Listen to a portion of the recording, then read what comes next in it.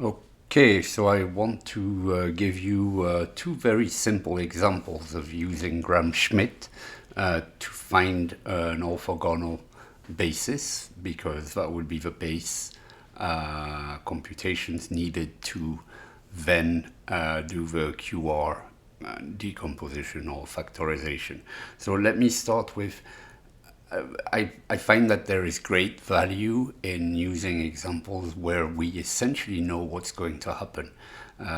So let me start with a very simple example in 2D, where I'm going to take a vector x1. So I'm going to use the same notation as in the slides. I'm going to take the vector x1 equal to 1, 0, and the vector x2 equals to 1, 1. So it's good to visualize things. So if I'm looking at this, my first vector x1 would be this, while x2 would be this vector. Okay, so first observation, these vectors are clearly linearly independent. One is not a multiple of the other. They span the entirety of R2. So let's write this down. The span of x1, x2 is R2. I mean, this is clearly visible in this case. And as a consequence, x1, x2 is a basis of R2. Okay. Now, it's obviously not an orthogonal basis or an orthonormal basis of R2, because these vectors are clearly not orthogonal. So let's use Gram-Schmidt.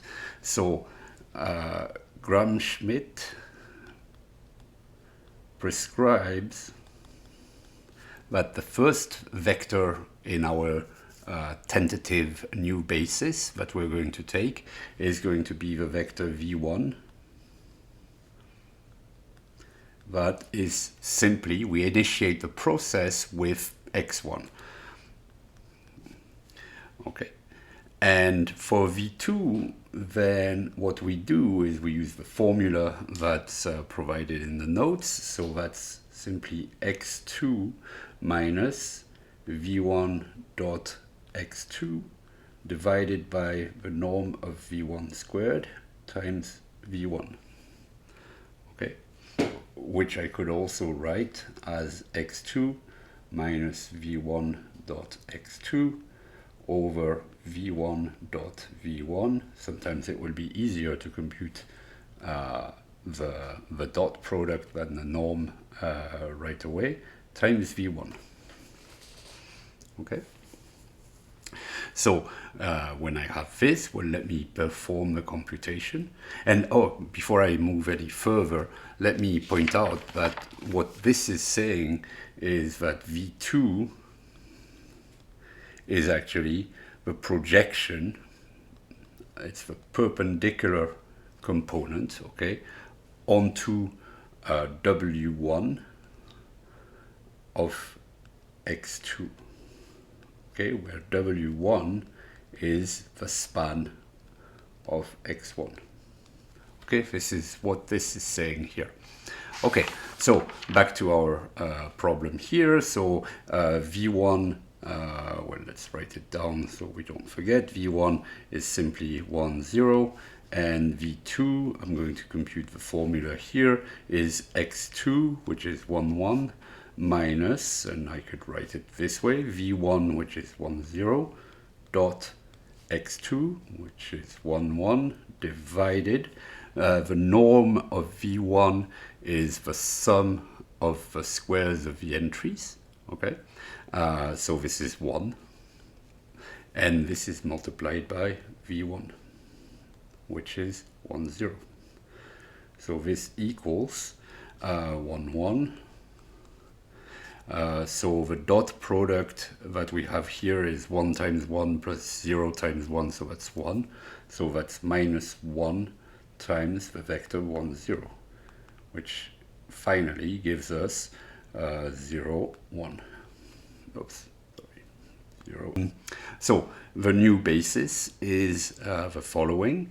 It's V1 equal to 1, 0, and V2 equal to 0, 1, which is simply the canonical basis of R2. So we've gone from the vector 1, 1, which hasn't changed, and this vector, the vector 1, 0 that hasn't changed, and the vector 1, 1 to this new vector that is now the same vector here, but this vector here.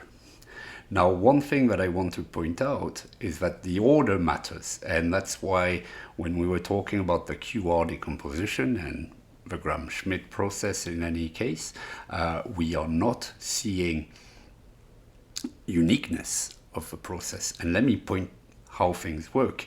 So if instead of writing x1 and x2 as before, let me flip their role.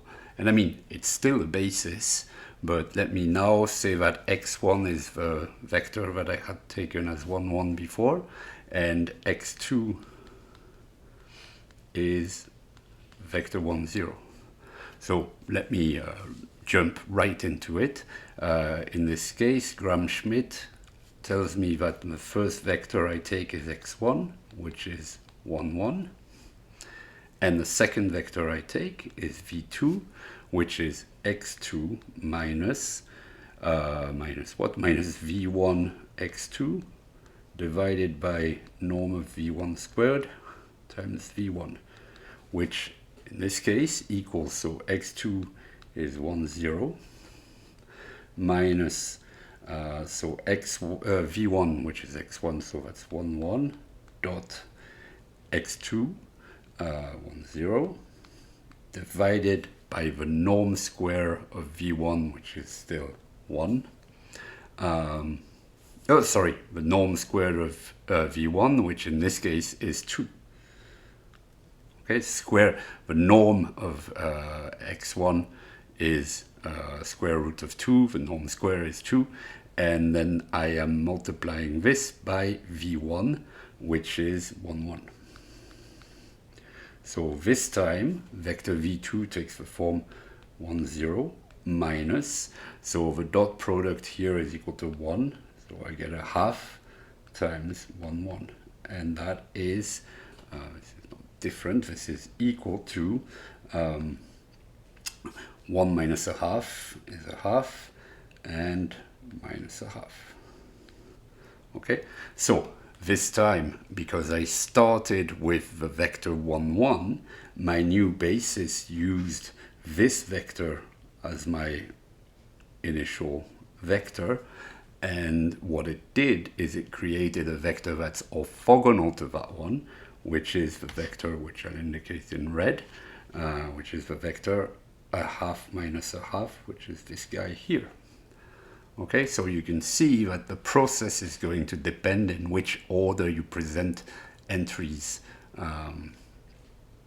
to the process.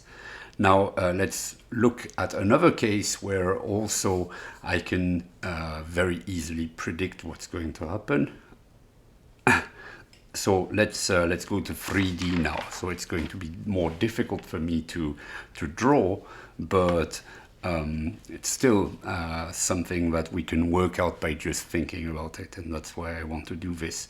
So let me take the vector 1, 0, 0, the vector 0, 1, 0, and the third vector, let me take again something simple, the vector 1, 1, 1. So these vectors are not in the same plane, which would be a problem for three vectors in R3. Okay, so x1 and x2 actually define the xy plane in common way of speaking, and so maybe I'll try to plot them nonetheless, but I warn you that my plotting capacity in 3D is bad, so I have a vector, let me plot them in red, or let's say green to make them clear. My vector x1 is this guy. Okay, my y-axis is this is x2, and the vector x3 is at the position 1, 1, 1, which is difficult to plot, but it's something like, well, it's going up away from the y plane, so we're good. These vectors are clearly linearly independent. Again, I cannot take a linear combination to make one as a function of the others. And let's do the Gram-Schmidt process on these vectors. So the first one, and I'm going to just present them in the order in which they come. So I'll start with x1 and move on. So v1 is simply x1. That's 1, 0, 0. v2 now is x2 minus, and now I need to project onto the W1 subspace, the subspace which is just the line x, the x-axis. Okay, so this is divided by v1 squared norm multiplied by v1. So let me just do the computation. I get a 0, 1, 0 minus, so v1 is 1, 0, 0 dot x2 is 0, 1, 0. Divide this by the norm of v1, which is 1, and multiply by v1, which is 1, 0, 0. And okay, so here you see something that we could have expected. You see that this dot product here, that one equals 0. Okay, it's 1 times 0 plus 0 times 1 plus 0 times 0. So this equals 0. This means that I'm subtracting nothing. Okay, so this means that the vector is 1, 0, 0, 1, 0, which makes complete sense if you think about it, because my vector initially, the one that I initiated the process with, was this one here. Okay, I started with x1. What's a vector that's orthogonal to x1? Well, x2 works out well. And so we were going to find either x2 or minus x2, or a multiple thereof. And the process works sufficiently well that actually we find x2. Okay? Whoops. This was x1.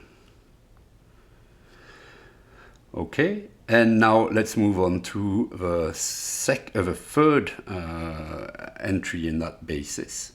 So v3 now is equal to x3. So once again, I'm taking the perpendicular component of the projection onto W2, which is now the subspace spanned by x1 and x2.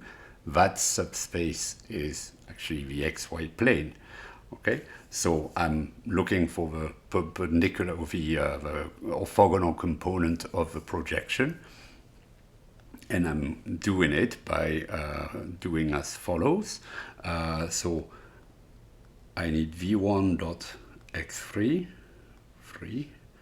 divided by the norm of v1 squared times v1 minus v2 dot x3 divided by v2 squared times v2.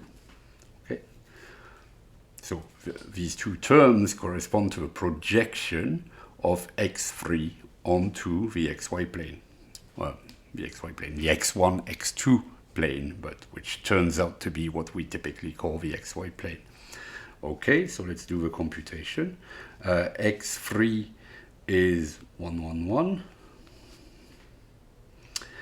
Minus v1 is 1, 0, 0 dot x3, which is 1, 1, 1, divided by the norm of v1 squared, which is 1, times v1 minus v2, which is 0, 1, 0. Okay, v2 is here. So this is v2 dot x3. x3 is 1, 1, 1 divided by the norm of v2, which is still 1, times v2, which is 0, 1, 0. Okay, let's perform the computation. We get 1, 1, 1 minus. Okay, so what am I subtracting here? The dot product here is 1 times 1 plus 0, so this is just 1 times that vector. And the third one is 0 times 1 plus 1 times 1 plus 1 times 1, 0 times 1, so this is again just 1 times that vector. And so in the end, what do we get?